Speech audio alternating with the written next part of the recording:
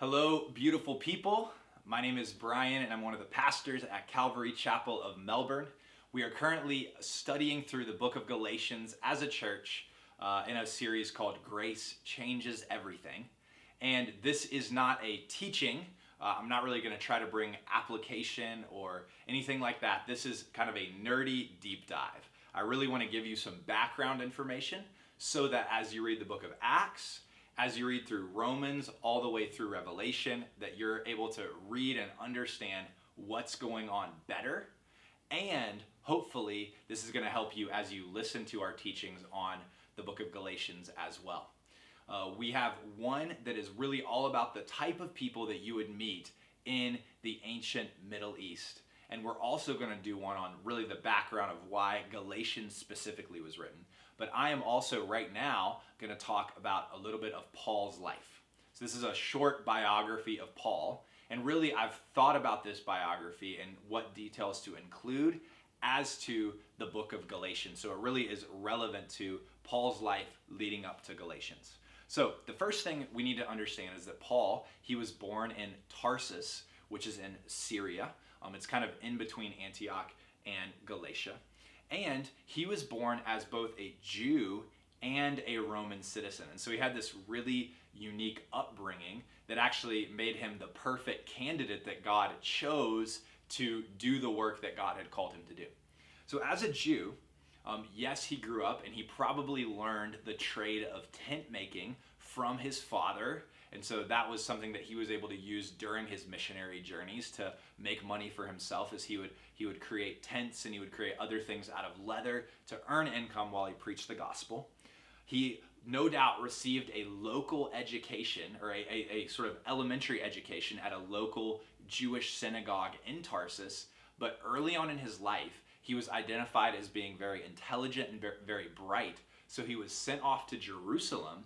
And in Jerusalem, he studied law, the Jewish law, and became a Pharisee underneath the teacher Gamaliel, who was one of the most prestigious scholars in all of the Jewish people.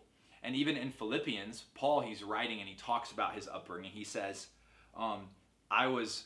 if anyone has reason to be confident in the flesh, in other words, confident in their own upbringing, he says, I have reason. He says, I was circumcised on the 8th day of the people of Israel, of the tribe of Benjamin. He says, a Hebrew of Hebrews, as to the law, a Pharisee, as to zeal, a persecutor of the church, as to righteousness under the law, blameless. So what is Paul saying? Paul is saying he's not just any Jew, he is an elite Jew. He is someone that everyone would look up to and say, this guy is the picture of Judaism. He is the picture of who you should want to be if you were aspiring to be a good Jewish boy. So Paul was a Jew. Paul also, interestingly enough, was a Roman citizen. And in Acts 22, we learn that he was a Roman citizen by birth. In other words, his father was a Roman citizen. Maybe his father was born a Roman, or perhaps his father had purchased his citizenship, something that you could do. But he was a Roman citizen, and then Paul's father passed it on to him. Now, this citizenship had a lot of benefits to it. First off, it was basically a passport to anywhere in the Roman Empire. The citizen had a lot of privilege that other people didn't have. They were able to travel, they were able to get into places, they really were sort of looked at as the elite of the elite. Roman citizenship was something that you very much wanted, as opposed to being a slave or being a foreigner. Also, and Paul used this occasionally, you actually couldn't just be randomly beaten if you were a Roman citizen. It had to be proven to you that you had something wrong, and there were certain punishments like crucifixion that were excluded. Only non-citizens were crucified. So actually one time Paul was being beaten, and he turned to the soldier and he said, is it lawful to beat a Roman citizen? And the Roman guy was like, I did not know you were a citizen, I'm so sorry. He stopped the beating. So it was kind of a nice thing that Paul utilized. And the other thing was any Roman citizen could appeal to Caesar if they felt like they were being falsely charged. In other words, I'm arrested, I'm being falsely charged. It's kind of like us in the United States appealing to the Supreme Court. I'm appealing to another court. I'm asking to go to a higher court for a retrial. Any Roman citizen could appeal to Caesar you wouldn't get an audience with Caesar immediately, and you would stay in sort of a holding cell until that time. But Paul actually appealed to Caesar, which allowed him to get before kings, and ultimately to Caesar, where he shared the gospel in great and high places. So Paul was a Roman citizen, and he was a Jew.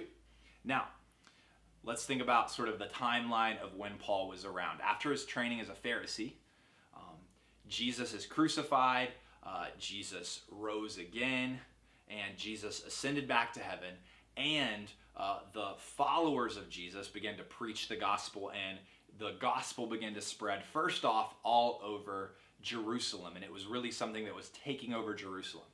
And then the Pharisees were very concerned about this. They were very angry, and so they arrested one of the leaders of the early church, Stephen. They put him on trial, and they ended up killing him. You can read about this in Acts 6, 7, and 8. And at the very beginning of Acts 8, we are introduced for the first time to Paul. His name is Saul, and it says Saul was there. He approved the execution, and after that, he began to go on a rampage. He started just going everywhere to try and kill Christians, arrest Christians, stop Christians from spreading the message of the gospel. We actually learned in our last video that Paul was a zealot. He was fiercely loyal to his Jewish faith, and he really truly believed that because people were trying to compromise in their Jewish faith, they were stopping God's plan for moving forward. And so he thought he was doing the absolute right thing. He wasn't like viewing himself as evil or viewing himself as going in a weird direction. He was saying, this is what I should do. In fact, this is what N.T. Wright writes about Paul's vicious rampage of arresting and killing Christians. He says, Torah, temple, the one God himself, they were under attack from this new movement. And with his Bible in his head, zeal in his heart, and official documents from the authority of the chief priest in his bag, young Saul set off in firm hope that he too would be recognized as a true covenant member. So Saul was thinking to himself, I'm doing the right thing. This is my destiny to stop this movement so that one day God will save my people. He didn't realize that God was using Jesus as the fulfillment of the Jewish faith in order to start this movement, but one day he would soon find out. So he's on the road to Damascus to arrest and kill more Christians, and he has a moment that changes his life. He gets a vision, and you can read about this.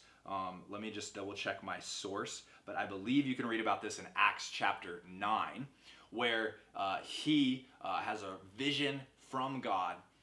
He hears Jesus, and Jesus says to him, Saul, Saul, why are you persecuting me?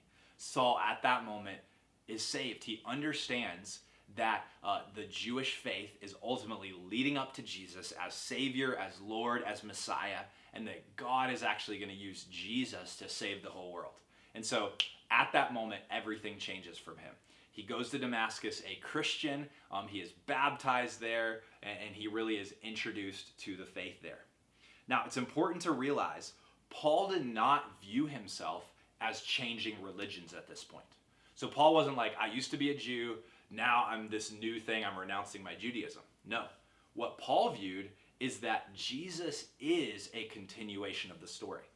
So in other words, Paul did not think the New Testament is a replacement for the Old Testament. The New Testament is a sequel to the Old Testament. God did something new in Jesus, but God wasn't changing the plan, he was completing the plan. And so if you're watching this and you're a Gentile, us who are Gentiles are brought into the fold because of Jesus. But those who are Jews and come to Jesus, they are completed. They are continuing the plan that God has always had for them, Jews and Gentiles together in one people group under Christ. So Paul immediately starts preaching in Damascus. He receives persecution for his faith. But here's this interesting part in the story. Because in our Bibles, Acts 9 happens, and then it kind of takes a little tangent to Acts 10 and 11 and 12, and then we kind of find in Acts 13 that Paul gets sent off on his missionary journey. So it really is like 2 pages. But actually those 2 pages represent years and years of silence in Paul's life. And we get a little bit of a background to that in Galatians chapter 1 when Paul kind of talks about what happened during that time. But during those years of silence, here's what happened. Paul returned to Arabia, to Tarsus, to his hometown, and he just spent time there. Most scholars believe during that time he was studying through the Old Testament, the Hebrew scriptures. And during that time, for sure he knew them, he probably had memorized them, but now he was understanding them through a different lens. Not through the lens that he had been taught, but through the lens of Jesus is Messiah and Lord. And so he started seeing the Old Testament through the lens of Jesus. And this would prepare him to write a lot of the letters that he wrote talking about Jesus as the fulfillment. In fact, even in Galatians, we're going to see in chapters 2 and 3 and 4 and 5, he is writing all of these things. He's almost doing a Bible study of the whole Old Testament and saying the entire Old Testament is pointing to Christ. So you can be really excited that as we deep dive into that. So Paul's doing that, but then eventually, as he's in Tarsus, as he's probably working as a tent maker and as he's just thinking about these things and meditating, he's probably sharing the gospel with people, having a lot of conversations. One day, his life changes again because a man named Barnabas comes to him. And Barnabas tells him there is a new church that's starting in a place called Antioch. Antioch is a few hundred miles north of Jerusalem. It's a mix of Jewish and Gentile believers, and the church is growing. It's expanding rapidly, and they are in need of a pastor teacher. And so Barnabas, he's heard of Saul. He knows who he is, and so he says, Saul or Paul, come and be one of the pastors. Come and join our teaching team here in Antioch. And so Paul and Barnabas go together to Antioch, and Paul does ministry in Antioch. He's one of the teaching pastors there. And then one day they're in a prayer meeting, and you can read about this in Acts 13. And in this prayer meeting, the Holy Spirit says, set apart Paul and Barnabas, send them off for the work that I have called them to, which is to minister the gospel all over the world. And so Paul and Barnabas together, they leave, they go to the island of Cyprus first, and then they go up to, guess where? Galatia, where the letter of Galatians is written. And so they plant churches all over this region in Turkey called Galatia. They go back to Antioch, and while they're in Antioch, so they've planted all these churches, they've raised up leaders for the churches are thriving, they're doing well. But then back in Antioch, they begin to receive word that there is a problem in Galatia, that there is some false teaching happening, and because of that, Saul says, we got to stop this, or Paul says, we got to stop this. And so he sends a letter called Galatians, or what we now know as Galatians, to the churches in Galatia to begin to address the problem of what is going on. And so that is why we have Galatians, and that is sort of a little bit of a backstory on who Paul is and why he was uniquely qualified to plant churches in Galatia and also to write the letter of Galatians. Like I said, there's 2 other videos that I recorded, one about the ancient people and what that looked like, and then another one, if you want to check that out, it will be on why the letter of Galatians was written. Hope these are helpful to you. God bless you.